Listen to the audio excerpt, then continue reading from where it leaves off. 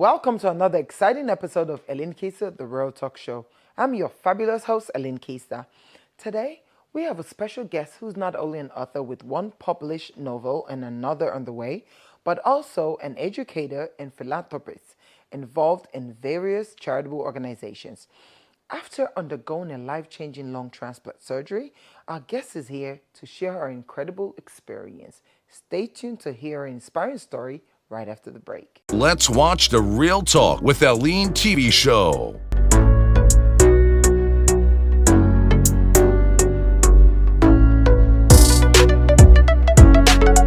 By our very own daughter of Sierra Leone, Keister. Welcome back to Keister, the Real Talk Show. My guest is actually out of town. She's in the States.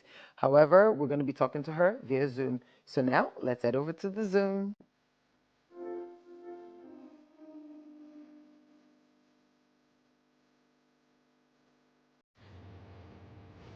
Small businesses are not small.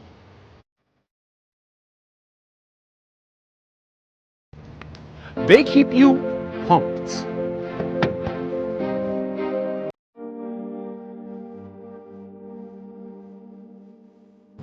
They keep you learning. They keep you healthy. They keep you stylish. They keep you fed. Happy birthday to you. They keep you smiling. We can do all of this because they keep us moving. At UBA, we keep your small business moving because your business is big business. Ready to get moving?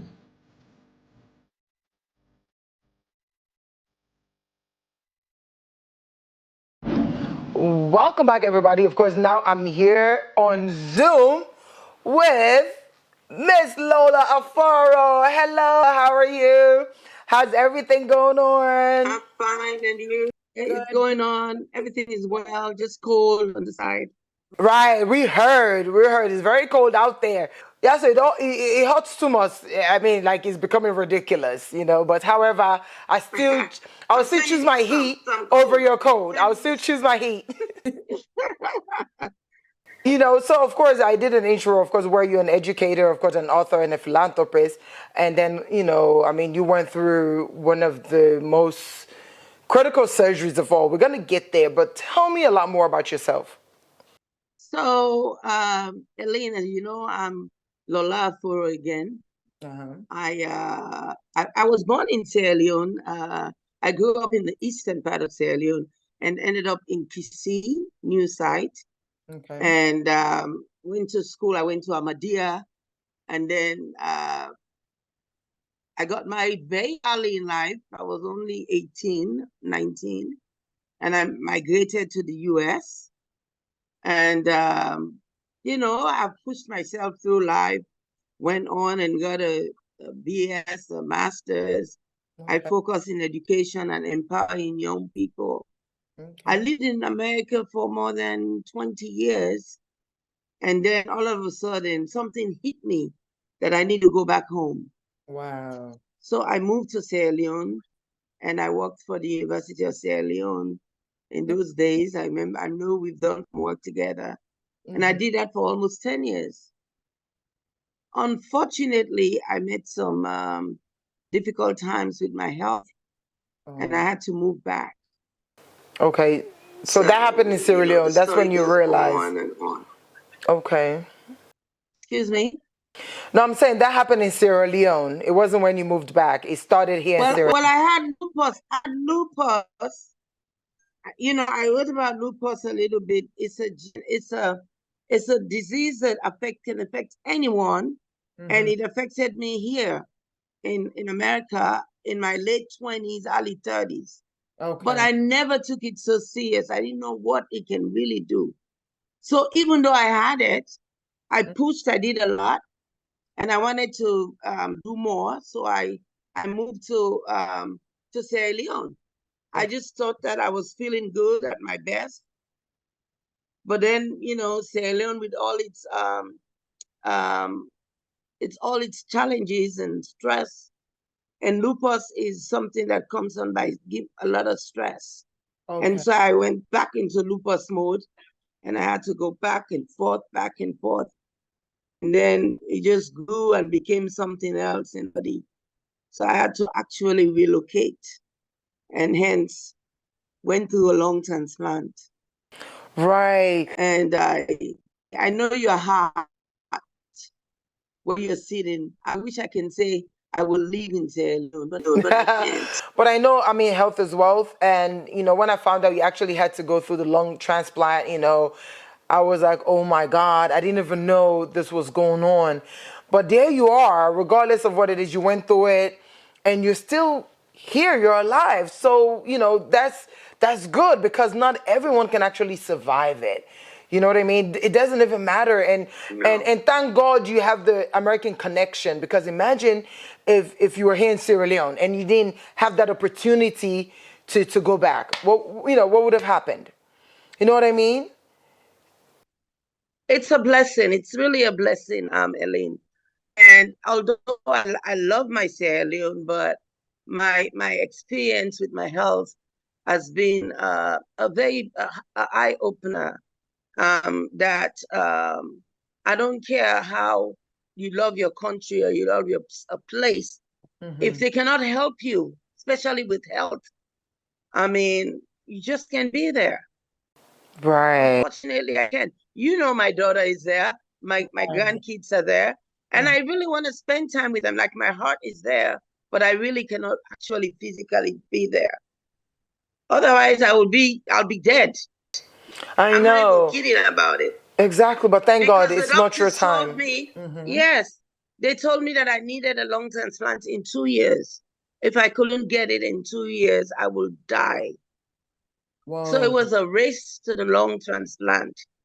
I had to be here, and I went through so much stuff. But anyway, so when I went before the lung transplant, the lupus is the one that brought all this, because it attacks organs in your Oh, body. organs, yeah, yeah. And so the lupus attacked my lung Okay. and actually made my lung to have scarring, like pinholes. You know how you see pinholes in a balloon? So every time I breathe, the air goes out. It never stays in my body. Whoa. Never smoked, just never. But I just met this thing that called lupus. So going back, lupus, I found out, I wrote a book that's called Lupus on Me. I Right. found out it's something that comes on when there's so much stress, especially in the environment.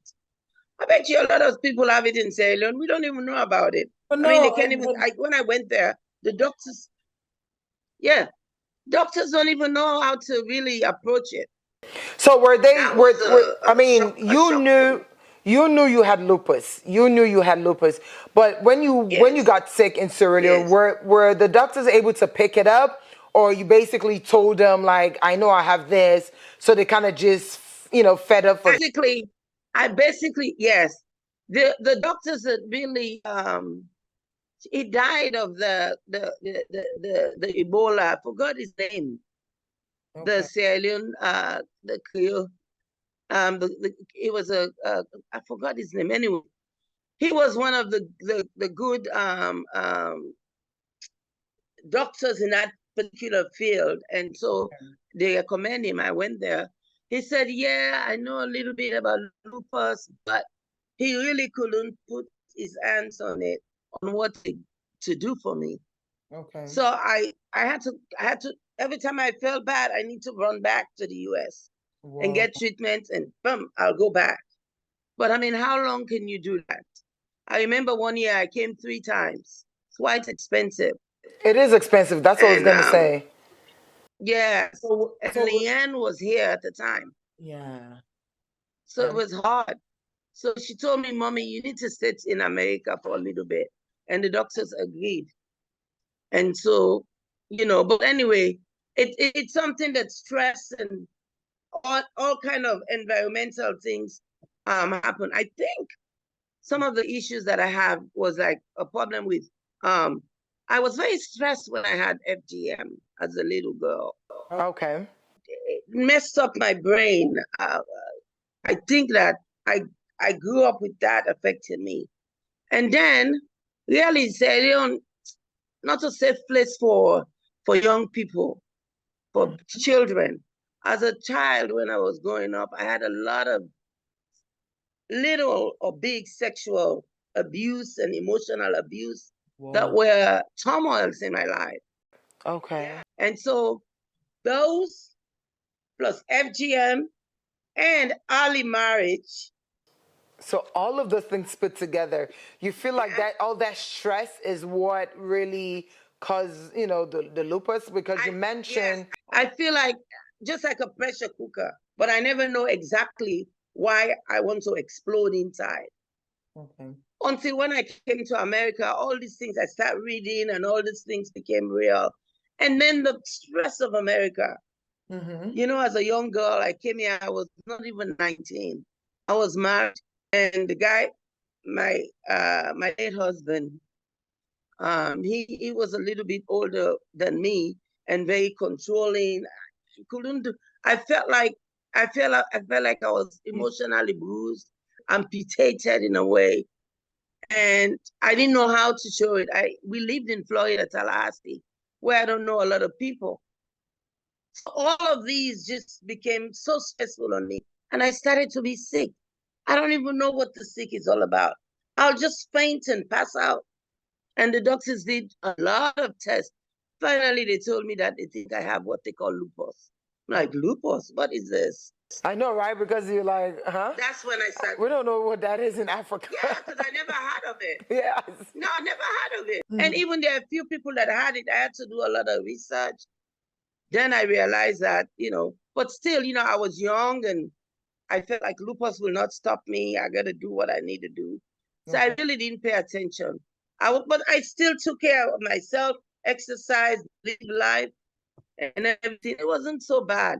But I feel like when I went to Sierra Leone, it really, really got bad because the pollution, the challenges, the lack of good health, the stress, when you work in Sierra Leone, especially when you come from abroad, they give you a lot of tension, a lot of, you just have to find it. And then in education, it's really very, very stressful. I had to deal with a lot of these. I know, I know what you went through a lot while you were here, but being over there, so yes, I did. So you mentioned when you were undergoing the lung transplant, like you said, they told you needed to do it in 2 years. So you were fortunate for you to be able to find a match within the 2 years, right? Well, luckily, what happened is that Mount Sinai in New York City is where I went, and they were fantastic, and they are still. First of all, there's a lot of things they have to look at. We have to take care of ourselves. A lot of people, some people have lung issues due to smoking. And when you go for the lung transplant, they put you on a list. And COVID gave a lot of lung issues. They have long COVID now, where people, so they put you on different sections. Smokers are in one, COVID are in one, people that have other diseases like lupus and other things that make you have a lung transplant. And then they give you criteria and scoring. The people with the low scores are the people in smoking. Whoa. They are, because it's not like they're segregating, but they feel like they could have done better. Like you didn't take care of. Yes. And like your situation, it's you're non-smoker because of the lupus and everything else that. I'm non-smoker. It's an unfortunate event. Right. So they look at, and then what do I really do? What can I offer? Your age, all of this stuff puts you in a category that they rush to find you along. Okay. Fortunately for me, when they grade me, I was in a higher category based on my age. And then they have to look at other things. For instance, They will not give you a lung if you have a heart condition, if you have a kidney condition. Those put you in a lower because they feel like, well, even if we give you a lung, you're going to have problem with the kidney. Yeah. You're going to have problem with your heart. So sometimes they need to take care of the kidney, work on the heart, and then get to the lung. And that's a long process. But luckily for me, I didn't have all those issues. I only have this lung. Okay. And some people, it's both lung. I was lucky. I needed one lung. Okay. So that's great. So, you know, and then I had to do zillion tests. When I said zillion, very difficult and painful tests that they check from your toes to your hair. Everything has to look good so that you can sustain and put up with the surgery. Because for the one lung is 9 hours surgery. For both is 18 hours. Whoa. But how do you feel though? How do you feel now? Do you feel good? Do you feel better than before, or are you just in between? I will say better than before. You know that I used to use that oxygen. Yes. I used it for 10 years. And now I don't even use it. Oh, so that's good. So that's a big leap. But I had the surgery about 8 months ago. Okay. And so I have difficulties still on my left side. So I tend to use a cane sometime. But most of the time I can, especially if I'm with family and friends, I can walk around and You can walk around without the cane. Okay. Yeah.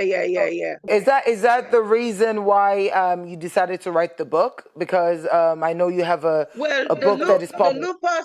The lupus of me was when I was dealing with the lupus. Okay. But now the lupus is kind of in control. Now I'm in another different stage that's called a lung disease. Right. So now I'm writing a new book that's called The Lung Transplant Journey. Okay. I'm writing that, and hopefully that it will be a spin-off from that, my first book. And I will talk more about, you know, what I went through, what it's like. It was very frightening. There are days that I cried and I feel alone. Okay. It was difficult. It was a very difficult process. I know. I mean, nobody wants to. Right. What? I said nobody wants to go through that, or hearing your family member or friend, even if, you know, going through it is just really disheartening. You know what I mean? Because at the end of the day, like you say, you know, we're not the enemy. Not sick now, we enemy. I don't say you don't hear that talking out What's that. enemy? Yes, for me, I don't have any enemy, Ellen. Right. Sick is, let me tell you, sick it is. And the thing about it, the reason why I'm talking about all this stuff, I have people that are Sierra Leoneans who will tell me, if I was you, I wouldn't take out of somebody's organ in my body. Why would you do that? Yes. People made comments like that. I said, because I have opportunity to live. Right, so they'd rather have you die than use somebody else's organ? Is that what they're saying? I don't know. People have a lot of misconception as to maybe it's against their religion. God might be unhappy with you. You know, a lot of things. They even think that maybe if the person was a bad person, you have their organ, you'll have those feelings and it might affect you. You know, a lot of crazy stuff. Wow. But I tend to just block all those away. Blank it out. I just block them out because I know what I wanted. I did the research. I know people that have got lung transplant, they have lived for 20 years. And the science doesn't say none of that. Science and God empowers science people. Right. Yeah, I want people to know that when you're sick or when something tragic happened to you, you don't have to feel alone. Right. And, you know, talk to people about it. Hey, sickness are like rain, you know? You know, they put on a one man no more. No, that's ending that too. You know, but like what you say, you be just talk about, you know, of course, God and science. Like where you say some people, they think, say, maybe you take somebody else in organ, maybe you, like, it's a bad person, they get them feelings and all that thing, and they, like, clearly, you get any of those, or you're still Lola, like you're still you. You don't have, you know. I don't have anything. I even asked my doctors. I said, "Is that true?" The doctor says no. I said, "What about the heart?" Because some people say, "Well, maybe not the lungs, the heart." I said, the doctor said there is no science. We have not gotten anybody that feel like somebody that they took, because once, like the lung, for instance, once they take it out of the person is dead. Right. Dead. They cannot. You need 2 lungs to survive. Right. And if one is missing, you just not. So these people are donors that might be in car accidents and everything like that. And so these doctors they have connections, have them when they have to match your DNA, your blood type, your this type. Once they get the right one for you, like mine was out of state. Okay. When they found it, it was out of state. They have a Mount Sinai helicopter that went over there and got it, put me in, got me ready. It's like magical, like so fast, Okay. So, I just want people to realize that, and I feel like it's a blessing for me. I feel like I am blessed. Right. You are blessed. Something I'm lucky. All of that, but the biggest one is blessed, and that I see people die for simple things. Having a lung issue is not a small deal, It's not. It's not. Yes. And here I am, I've got this lung and I'm thriving. Yes. No, Yes. I am. All right. I am doing well. The only thing I'm not able to move it. Like right now, I really want to go back to work. I want to do something. But my doctors are saying you have to wait.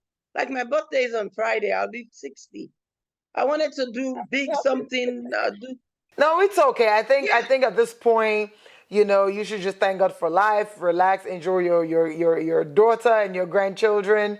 I know you're always an active person. You like to be around us all the time. But still take care of you. I feel like you should still just, take care of you as long as you have life. I think that's all that matters. Don't push yourself too much. As long Exactly. I know the disadvantage with Zoom is we're going to be running out of time soon. But also another thing about you is you have a feeding project in Sierra Leone. So even though with everything that is going on with you, you still have, you still support people. Can you tell us how that came about and how often do you do it? Just briefly. The feeding project is named after my mom. It's called Sijami Kitchen. Okay. This is based on ideas that I see in New York, where they have pantries and feeding people. Okay. And my mother used to like to feed people. And I wanted people to always still continue to remember her. And then I wanted to be meaningful in my community. Okay. The government cannot do everything for us. Yeah, so I do it like once a month at Keister, new site. And, and the people are always excited. They look forward, they know it now. And I publish it all the time. And I have a GoFundMe, and sometimes people donate. And strangers, I don't know, they really like the idea. And I have a few friends who have done the same kind of feeding in different parts of Sierra Leone, in their villages.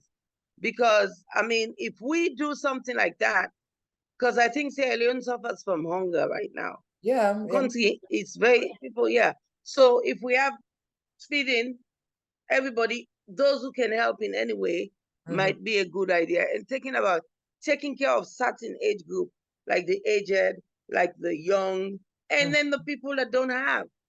And that's my goal. And that makes me very, very happy and content every month.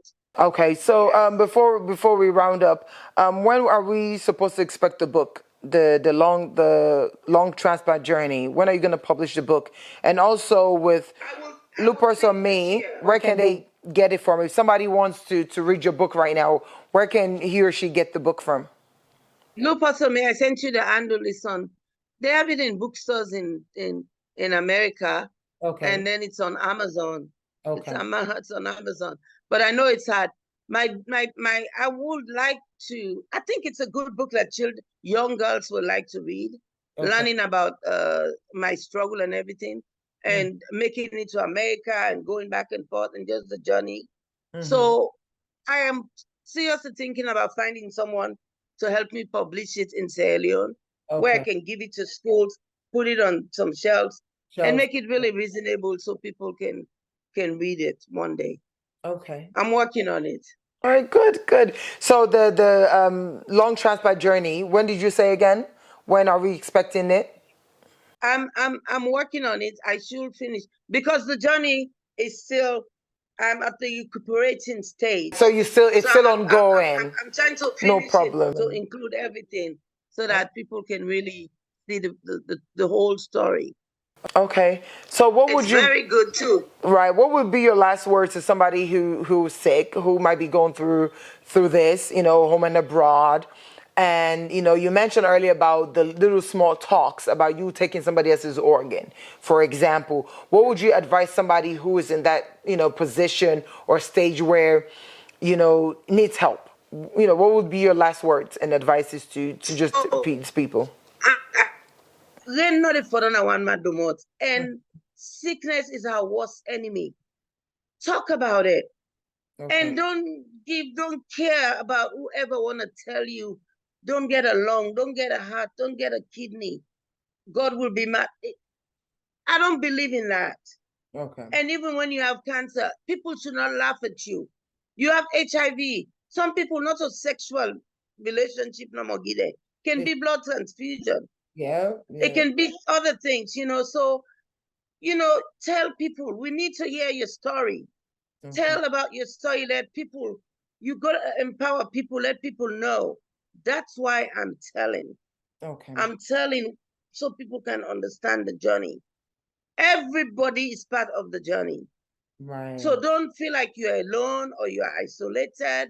You're a unique person. You might be unique in a blessed way. Mm-hmm. But don't be lonely. That's one thing I refuse to do. Hi, I am Leo, a super geek who's obsessed with artificial intelligence. I'm sure you're wondering how I got here. Hi, Tony. It's been hard trying to find a quick way to send the cash across to you. The bank is quite far from where I stay. Girl, I'm trying to call that pop-up shop I saw on IG. I need them shoes for a party this weekend. Wait a minute. I can solve all these problems. All I have to do is get back to my geek zone and get cracking. That's how I created this great virtual solution. Chat with me on Facebook Messenger and experience a whole new world of banking solutions without going to the bank. Make transfers, buy airtime, get account statements, and more. After all, going to the bank is boring. Like, I can't drink this delicious coffee and fill a teller at the same time. Get it? I know we ran out of time on Zoom. She didn't really quite finish. However, she was just in her last words. Make sure you just follow her on all her social media platforms, and you can get her book on Amazon or anywhere in the States. Like she said earlier, she's trying to see how she can get a publisher to publish the books so it can be available for for school going pupils, because we know, lupus and of course lung transplant, all of these things is really affecting every Sierra Leonean. Fortunately for her, of course, she's connected to the States, so she was able to do it over there. So make sure you follow her. Of course, her name is Lola Aforo on social media, and you get to talk to her more. I don't want to go, but I've got to go. I've been your host today, Keister. Till next week.